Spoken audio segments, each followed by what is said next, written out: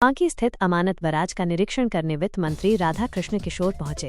उनके साथ जल संसाधन सचिव Prashant Kumar, engineer in chief Vijay Shankar, Palamu के उपायुक्त शशि रंजन, अनुमंडलाधिकारी सहित जल संसाधन विभाग के सभी अभियंता भी मौजूद थे। परियोजना पर खर्च। मंत्री ने जल संसाधन सचिव से पूछा कि बराज को चालू करने में कितनी राशि लगेगी। सचिव ने बताया कि 7 अरब रुपए की आवश्यकता है। मंत्री ने यह राशि उपलब्ध कराने का आश्वासन दिया। परियोजना का लक्ष्य अगले खरीफ फसल से पहले कैनाल में पानी पहुंचाना। 136 आरडी तक पानी कैनाल में पहुंचाया जाएगा। इससे 23,000 हेक्टेयर भूमि सिंचित होगी। डूब क्षेत्र के लोगों के लिए मुआवजा। नूरू चंद्रपुर और हल्दी बिनाही डूब क्षेत्र के प्रभावितों को क्रमशः 2 करोड़ और 12 करोड़ रुपए का मुआवजा दिया जाएगा। मुआवजे का भुगतान जल्द से जल्द किया जाएगा। ये यात्रा क्यों महत्वपूर्ण है? यह यात्रा दर्शाती है कि सरकार सिंचाई परियोजनाओं को लेकर गंभीर है। इससे क्षेत्र के किसानों को सिंचाई की सुविधा मिलेगी। इससे कृषि उत्पादन बढ़ेगा और किसानों की आर्थिक स्थिति में सुधार होगा। इससे क्षेत्र का विकास होगा। अमानत बराज परियोजना पलामू के विकास के लिए एक महत्वपूर्ण परियोजना है। इस परियोजना के पूरा होने से क्षेत्र के किसानों की आर्थिक स्थिति में सुधार होगा और कृषि उत्पादन बढ़ेगा। हालांकि इस योजना को समय पर और गुणवत्तापूर्ण तरीके से पूरा करने के लिए कई चुनौतियों का सामना करना होगा। सरकार को इन चुनौतियों का समाधान ढूंढने के लिए कड़ी मेहनत करनी होगी। जब इस बार का चुनाव लड़ रहे थे तो उस समय ये बात वहाँ के किसानों के द्वारा उठाई गई थी कि अमानत बीहड़ सिंचाई योजना, जिस पर लगभग 450 करोड़ रुपए खर्च हो चुके हैं और उसका पानी नहर के माध्यम से खेतों तक नहीं पहुँचा। तो मैंने अपने क्षेत्र के लोगों को ये कहा था, पाटन प्रखंड भी इससे लाभान्वित होने वाला है, कि यदि मुझे ये अवसर मिलता है तो निश्चित रूप से इस विषय पर मैं पूरा ध्यान केंद्रित करूंगा और समय भी वैसा ही रहा। मैं तो ईश्वर को धन्यवाद देता हूं कि इस जगह पे मैं आ गया हूं, राज्य मंत्रिपरिषद का सदस्य भी हूं। तो सबसे पहले मैंने इस विषय को रखा था अपने वाटर रिसोर्सेज डिपार्टमेंट के सेक्रेटरी हैं, जल संसाधन विभाग के प्रशांत जी, जो वित्त विभाग के भी सचिव हैं।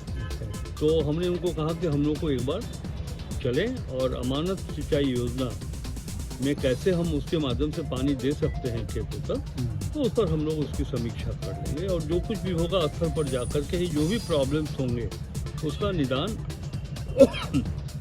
स्थल पर जाके ही करेंगे। अब उसी क्रम में आज अभियंता प्रमुख और सेक्रेटरी साहब, पलामू के डीसी, पलामू के जो नगर आयुक्त हैं, तमाम अधिकारी वहाँ पहुँचे थे। हम लोगों ने देखा है, वहाँ बात की है। आपको हम जानकारी देते कि अमानत सिंचाई योजना से बांकी, लेसरीगंज, पाटन और तरहसी के लगभग 23,000 हेक्टेयर जमीन सिंचित होंगे। 12 वर्ष पहले 2012 में वहाँ बराज बन करके तैयार था। जब इतना पैसा खर्च हो गया, 450 करोड़ रुपया खर्च हुआ और उसका लाभ नहीं मिला, ये अत्यंत दुर्भाग्यपूर्ण बात मानी जाएगी। तो इसी चीज़ को केंद्रित करके हम लोग यहाँ आए थे, देखा भी है और कुछ वन भूमि के अंतर्गत जो 127 हेक्टेयर जमीन पड़ती है, जानकारी दी गई कि उस वन भूमि की जो समस्या थी उसका समाधान कर लिया गया और कुछ वहाँ के जो बेनिफिशरीज हैं या वहाँ जो विस्थापित होने वाले लोग हैं, उन लोग की भी समस्या थी कि साहब जमीन विवाद से संबंधित या जमीन जो उनका भूमि अधिग्रहण किया जा रहा है उसके मुआवजा की राशि उन्हें नहीं मिल पा रही है। तो ऑन द स्पॉट हम लोगों ने मिल करके ये डेट फिक्स किया है कि जमीन से संबंधित कोई भी मामला हो जिसके कारण मुआवजा नहीं मिल रहा हो, तो इसके लिए 30, 31 जनवरी और 1 फरवरी 3 दिन का कैंप लगाइए। लोगों को इनवाइट करिए कि आपकी क्या परेशानी है और उसका निराकरण करिए और उसके बाद 15 फरवरी तक जो कंपनसेशन देना है वो कंपनसेशन दे दिया जाएगा। इसके आगे बात ये आई कि फर्स्ट फेज में लगभग 13,000 हेक्टेयर जमीन को सिंचाई उपलब्ध करा दिया जाएगा। थोड़ा वक्त लगेगा लेकिन अब ये काम चालू हो जाएगा। हम समझते हैं कि रबी तक या अगले खरीफ के मौसम तक अमानत सिंचाई योजना का फर्स्ट फेज का काम शुरू हो जाएगा। 13,000 हेक्टेयर में किसानों को सिंचाई की सुविधा मिल पाएगी। उसके बाद सेकेंड फेज भी है इसका।